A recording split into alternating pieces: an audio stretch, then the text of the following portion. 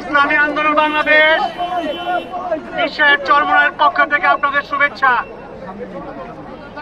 ইসলামী আন্দোলন বাংলাদেশ ফতুল্লা থানার উদ্যোগে আপনাদের সম্মুখে আজকের এই আলোচনা। দেশ স্বাধীন হয়েছে ৭১-এ, ২৪-এ পুনঃস্বাধীনতা অর্জন করেছে।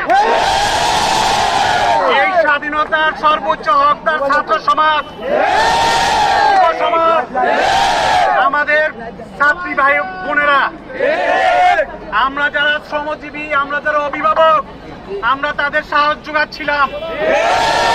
আজকের এই বিজয় জনগণের বিজয়। সুদীর্ঘ ১৩ বৎসরের জুলুম নির্যাতন থেকে মুক্তি পেয়েছে। তাদের ঘুরে দাঁড়াতে হবে। আমরা সুবিধা নিব না, অবৈধ সুবিধা গ্রহণ করব না।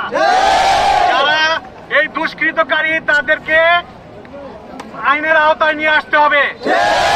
কিন্তু আজকের অবস্থা ভিন্নতর। আমরা সংঘর্ষমুখ না হই। ইসলামী আন্দোলনের ফতুল্লা থানার পক্ষ থেকে শুভেচ্ছা, দোয়া হবে। আমরা কিছু মিষ্টি আনছি, মিষ্টি বিতরণ হবে। আমাদের এই বিজয়কে কবুল করে,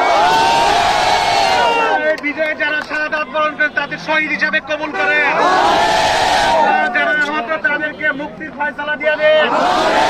আল্লাহ যাদের ভাই বোন আত্মীয় স্বজন মারা গেছে, শহীদ হয়েছে, তাদেরকে সবর করার তৌফিক দান করে। আল্লাহ আমাদের ধৈর্য ধারণ করার তৌফিক দান করে।